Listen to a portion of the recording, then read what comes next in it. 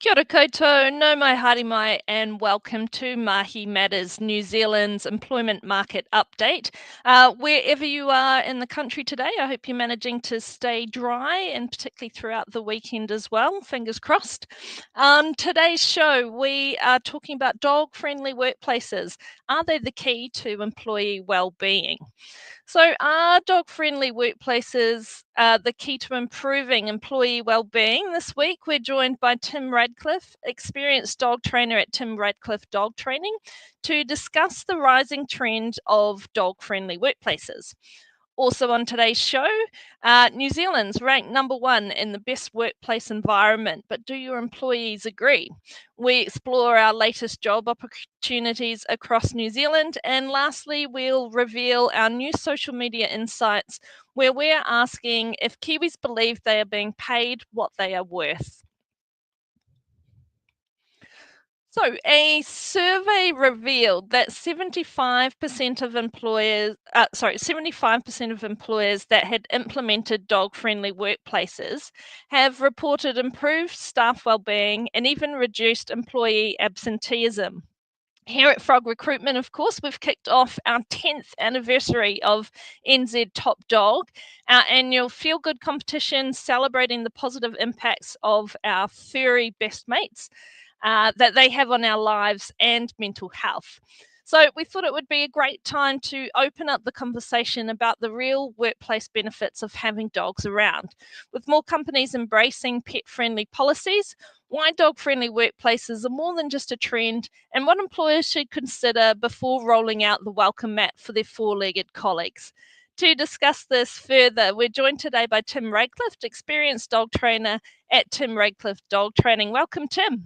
Hey everybody, and special thoughts with those up the top of the South Island with all the flooding going on. We're thinking of you all. Excellent. Good Now, Tim, can you tell us a bit about yourself and your vast career spanning over 30 years, I believe? Yeah. It started with always being brought up with dogs around and that, and spent some time in a boarding school, and my housemaster had a little staffy called Harry who used to patrol the boarding house and that. From leaving school, had Siberian Husky, which was pretty challenging. Did a bit of obedience and agility, and joined the police, and with the intention of always wanting to be a police dog handler. Started up in Auckland, joined the police. 6-year slog to get on police dog section. From there, shifted down to Christchurch after about 2 years, and I had an 18-year career in the New Zealand police dog section as a general purpose dog handler, plus search and rescue and victim recovery. So did quite a bit of work after the Canterbury earthquakes, and left the police in the end, and took a role as a volunteer trainer assessor for New Zealand Landsar search dogs, which is really cool to give to that awesome organisation. And then had a couple of new hips put in, and left the police and worked as a detector dog handler out at the airport here in Christchurch with aviation security. And COVID sort of slowed things down for me, and active relaxer when lockdown sort of stopped. I just started helping friends out with their pet dogs, and it kind of morphed into making the big jump to becoming self-employed, set up my business, Tim Radcliffe Dog Training, and deal with a whole wide range of behavioural puppies, dogs in the workplace, therapy dogs, a lot of reactive and behavioural issues I deal with. And I've been lucky enough I learn by doing, and have trained hundreds and hundreds of dogs, which has been really cool. So brings me to today. Yeah, fantastic. Oh, you certainly have done it all. And why do you think the idea of dog-friendly workplaces has really gained popularity in recent years? I think I've noticed just through acquiring a chocolate Labrador of my own that stress reduction is the huge thing. Just having that dog around, the right dog but all the different breeds give us different things. But that work-life balance. I mean, I've been lucky enough to take my dogs to work because my career's enabled me to, and that's given me, as it does people in the workplace, that increased job satisfaction and the socialization with other humans within the workplace with that right dog. And people are proud of their pets, and it's cool to have them there. Most of the time, right? Yeah, most of the time. Yeah, I wouldn't say my dog's the most well-behaved dog, but but also COVID. There's a lot of COVID dogs that I trained, not putting a label on them, but those dogs have become, especially for younger, there's a few, not generalizing, but young people before, and we were like that with the husky. You have your pet, your dog before children and all that sort of stuff. And I think also for the company, a lot of it is the brand. It's cool just to see on the social media and all that sort of stuff that they have these dogs in workplaces that are interacting in a calm, relaxed fashion. So sure, I think it's great. Yeah. Yeah, I think they definitely the four-legged ones pretty quickly win the popularity contest, and totally. great at putting more smiles on faces along the way. Yeah, heck yeah. Yeah, you've obviously mentioned a few of the benefits, but what do you see as some of the most significant reasons for companies to introduce a dog-friendly workplace? Yeah, I think going back to lockdowns and not harping on about the past and all that and working from home, it's actually, if employees are able to bring their pets to work with them, it does reduce the stress of all of a sudden having to leave their dogs at home or putting them into doggy daycare and that, and people are happier to come to work. I love my labs with me out in the truck every day, and I just love going to work with her. And when she's not with me, it's a bit of a, oh God, what's else they're up to. But I think also it just gives the business a bit of ethos as well in that. But I just think those benefits are really, really important. And Absolutely. I guess on the flip side of that, what are some of the common misconceptions that employers can have about allowing dogs in the office, and how can these be addressed? I think the big ones are that the dog's going to be distracting and disruptive, and absolutely. There's no sort of there's no template to it. Obviously, there's a whole lot of factors, and within dog training, there's your environment, the breed, the temperament, and you can't expect a dog just to all of a sudden take to the environment and behave from day dot. There's a lot of honesty that goes in from the owner, so it's creating those guidelines, engaging with a dog trainer, a behavioralist that thinks on their feet and has that practical mindset, and being able to read behavior of your dog. So that's the big thing. And also not everyone likes dogs, unfortunately, or are comfortable around dogs. So it's putting in place those dog-free zones that you want, or the setup of the office is very, very important. With the toileting and hygiene and cleaning and all that sort of stuff, and just people having common sense is the big thing. That you've got that engagement with your dog is the big thing, and without getting all doggy and wolfy, it's sort of having that family pack structure, or that pack leadership, and that and being able to communicate with your dog. But I'll touch on a little bit later the basic sort of nuts and bolts around the training. But the big thing is, who's 100% responsible for the dog? If you've got the capacity to bring it to you, it's the owner, and it's having the strategies to be able to control you and manage your environment, and plus your dog. And also, if people are coming in the office for meetings and that, it may be appropriate to have that meeting in a dog-free zone, or if it's a relaxed sort of meeting, pretty cool to have that dog there. But control's the big thing, and within control, it's functional control as opposed to formal control. And having the right animal really makes a difference in that area. Yeah, definitely. And you said Sounds having easy, eh? yeah. You said having the right dog, and I think it's really important to set things up so that you can ensure a safe and comfortable and enjoyable environment, Yep. both for the staff, but also for the dogs as well. So Yep, totally. work from the office, just like a lot of us liking the work from home options. Yeah. Working in the office isn't going to be right for every dog. No. I think my pooch, it would be a world of extremes. It would be altogether too exciting and then altogether too boring pretty swiftly as well. Oh, for So sure. it's not going to work for everyone there. What are some of the key things, mentioned a couple of there, but that workplaces should consider before becoming dog friendly and really setting things up for success and a great environment for both?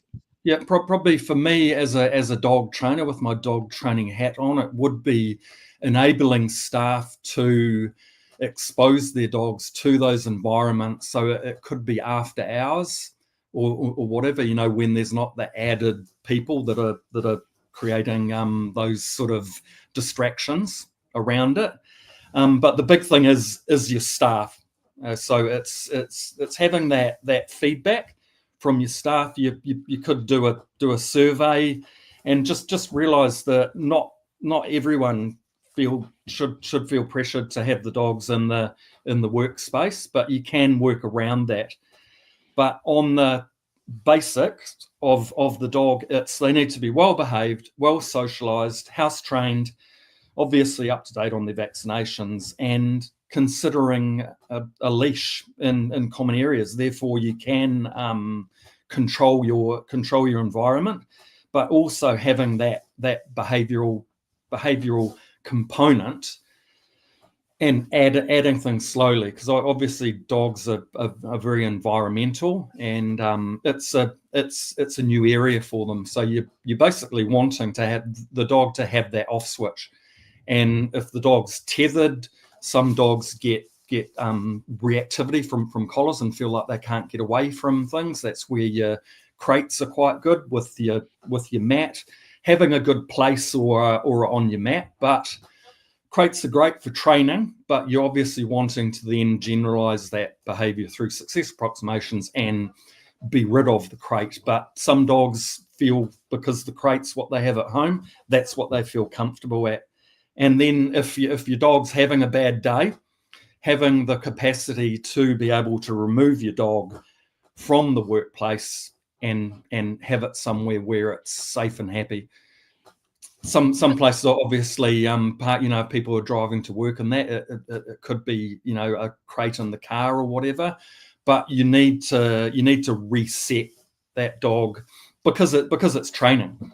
If your dog's becoming aggressive and reactive, then you have a few things to actually have a decent look at yourself and the dog, because as we said before, with it being creating, making people less stressed and all of that, if your dog's behaving like a bit of a, then we become stressed in that situation, and that goes straight down to the dog. And you remember, God, I'm at my workplace.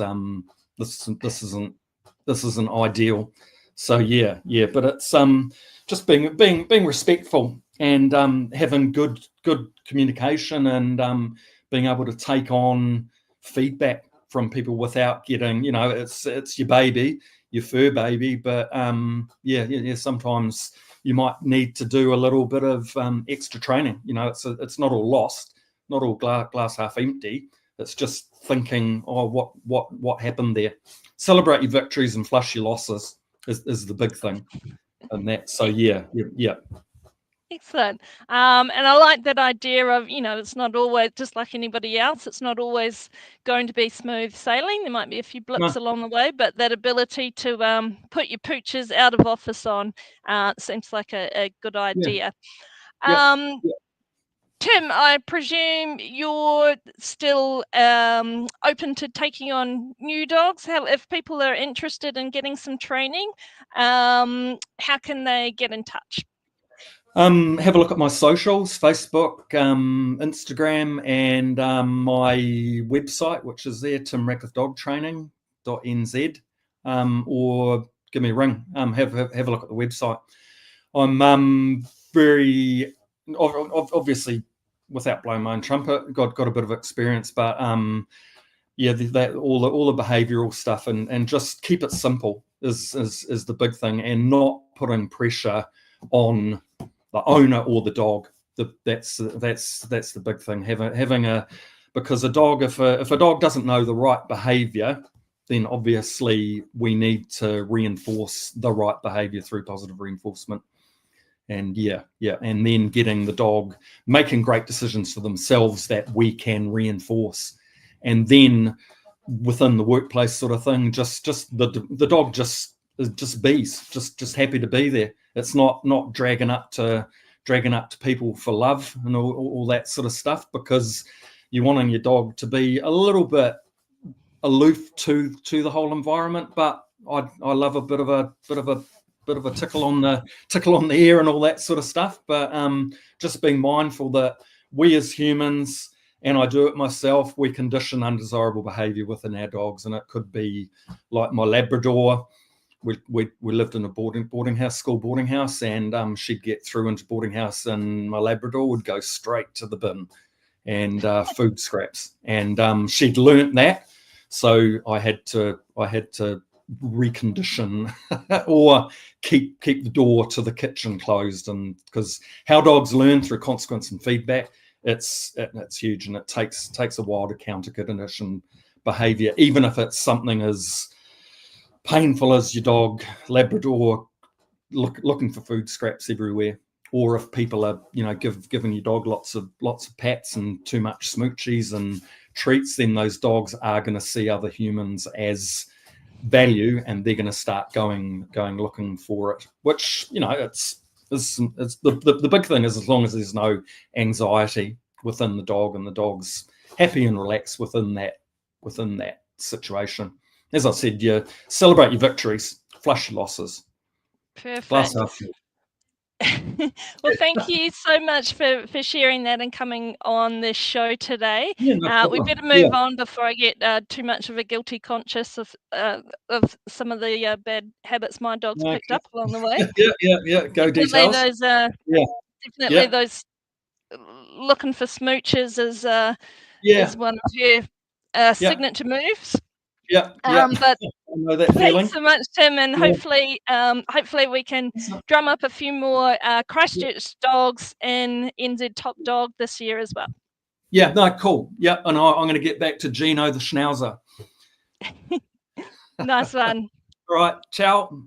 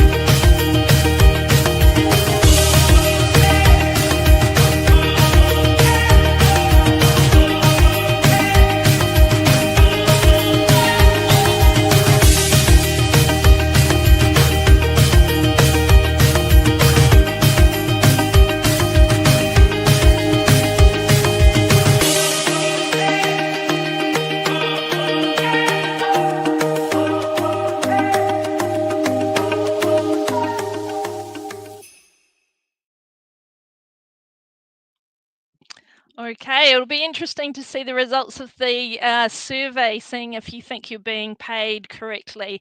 So make sure to get on and put your vote through. Now for Mahi Media today. So some good news. This week, New Zealand was named the best country in the world for work-life balance in Remote.com's Global Life Work Balance Index. And we also took out the top spot for overall workplace environment. So that's a massive recognition. And the ranking reflects the things that we do well here. Things like generous leave policies, flexible work culture, strong healthcare access, well, maybe sometimes, and comparatively low levels of burnout. But it does raise the question, do Kiwi workers actually feel like they have the world's best environment? And from what we're hearing, I guess it depends on who you ask. So while many employers are genuinely trying to improve flexibility and well-being, workers are still navigating rising living costs, tight job markets, and a sense that pay isn't keeping up. So we'll see what the survey says there.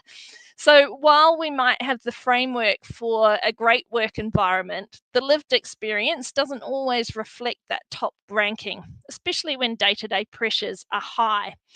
And of course, at the same time, we're seeing record numbers of Kiwis heading to Australia, more than 40,000 people in the last year alone, which is the highest rate in over a decade. So on paper, higher wages and a bigger economy look appealing, but let's not forget Australia's economy is under pressure too, with signs pointing to more pain ahead. Meanwhile, New Zealand, while still recovering, is showing those signs of stability. So it begs the question, are we leaving because it's actually better over there? Or is it because we don't realize what we've got here? Sometimes we underestimate the value of balance, flexibility, and quality of life until we no longer have it. And while the number one ranking might surprise a few of us, maybe it's also a prompt to look around and ask, what are we getting right? And how can we make sure more people actually feel the benefit? Okay, so let's take a look at some of the hot jobs this week.